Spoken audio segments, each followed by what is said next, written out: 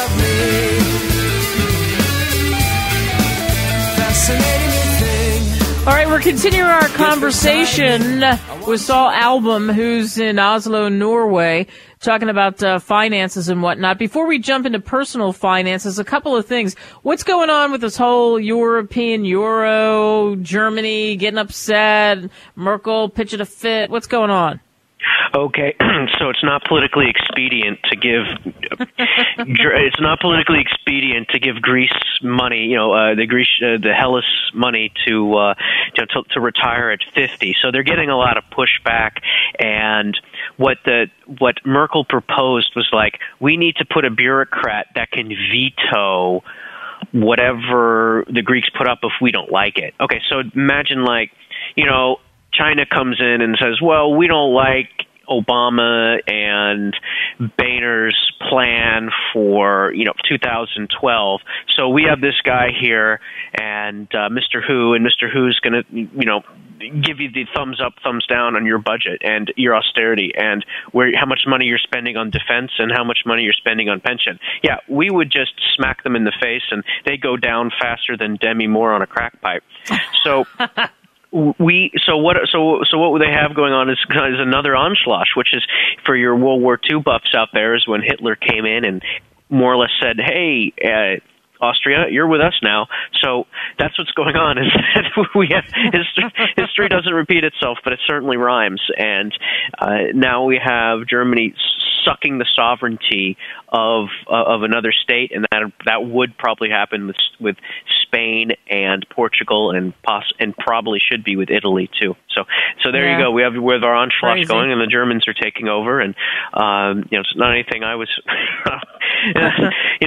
History rhymes. What can I say? I like that. So that's the big thing in Europe is how that's going to go on. And in my opinion, Greece will default. Everyone will, and instead of taking a 50% haircut, which everyone agreed to a few months ago, now they're trying to do a 69% haircut, and then my research tells me it's got to all go to zero. Everything go to zero. Stay away from all that debt, guys out there. It's really risky. And of course, who's buying it now? Where the German, apparently they're the number two trading volume on the DAX exchange. So you is German people, the moms and pops, buying up Greek debt. Oh, hello? Yeah. Are they buying it up? Yeah. Is that what you're saying? I'm sorry. I'm just getting music into my audio. Uh-oh. Getting music. Something happened here. Yeah. I don't know. We have you on my end, so I don't know what's happened. You can't hear me through the music, huh? Okay. I got okay. But you know what? I think it was just a flashback from my 20s. I think I'm okay. Okay, got it. Sorry about that. We had a little technical glitch. I'm sorry, Kate. So and then of course we have Japan too, or we could talk about personal finance, whatever. Let's you jump like in. Well, Japan, just quickly. Japan. I mean, it's what we predicted. Now you have been talking about Japan to me for a long time, and adios. I mean, it's in trouble. Yeah, they're really, really in trouble. There's a research report put out by the second largest bank in France about 2 years ago, and that's what turned me on to this. And basically, for your listeners out there, this is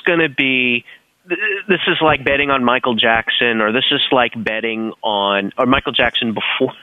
At any point in time, it's kind of easy to predict. Michael Jordan, Tiger Woods, when all these guys are 18 years old. Okay, this is going to be a really easy one. So anyone out there, just Google Japan budget deficit, Google Japan Ponzi scheme. Okay, just start Googling this stuff, and then start doing your own research. You don't have to take my word for it. But basically, they owe 240% of that's just on balance sheet debt to GDP ratio. They're manipulating the interest rates down to 1% or zero. They've had a zero interest rate policy. So I mean, just on the simple end. The people they're running out of people to sell their debt to in their own country, and going to have to start selling overseas and selling to us. And that means even if they have a 2% or a rise of their debt prices to 2%, they have to start paying 2%. Okay? Yeah. They're going to be in trouble. It's like all your listeners out there, I know you're struggling out there. Imagine if only your rent doubled. Everybody out there, just your rent doubled, okay? You would really be in trouble. Not only would you be in trouble, imagine everyone out there, if everyone's out there, their rent just doubled, okay? Okay, so that's the problems that Japan is facing. They're not paying a 5% mortgage or 6 or 7% mortgage like we are. They're paying a 1%, and if it just goes to normal rate, the whole country is going to explode. Violence. So what's be funny, Kate, is here's the ironic twist of history. It may be Japan that starts war with everybody because of all these money problems. 2 to 3 years from now. And not China. China may be the peaceful one. Who knows? But that's the big problem. So we rolled up statistics last time, but they got about 240% debt to GDP. They're paying 1%. Their population is declining. Their savings rates down from 10 to 2%. They're liquidating $80 billion a year to pay for their retirement. 2012, they are expected to borrow more money to fund their government than tax revenue. Okay, so again, Japan is a bug looking for a windshield, and your listeners that are a little bit savvy should start checking it out. We should have a little like a ball countdown to their demise. Yeah, no kidding. We should give away a prize for that. Maybe we'll do that. When do you think ultimately they're going to flatline? Absolutely. That's a great idea, Kate. That's a great idea. When I was a child, when I was in school, we had to pick what snow day we're going to get off. Okay, so maybe we could do that. Like, have your listeners just pick a date, and you don't even have to know finance well. And of course, the luck of all things, it's going to be, one of your listeners who works, the night shift, right? We could have a little prize pool or something. You get an autographed copy of Kate's book or something. Yeah, if you guess right when they default. Do it. We'll come up with a timeline, and we'll talk about that. Absolutely. Let's quickly move on to personal finance. And I love the headline you sent me: "How Not to Be Poor."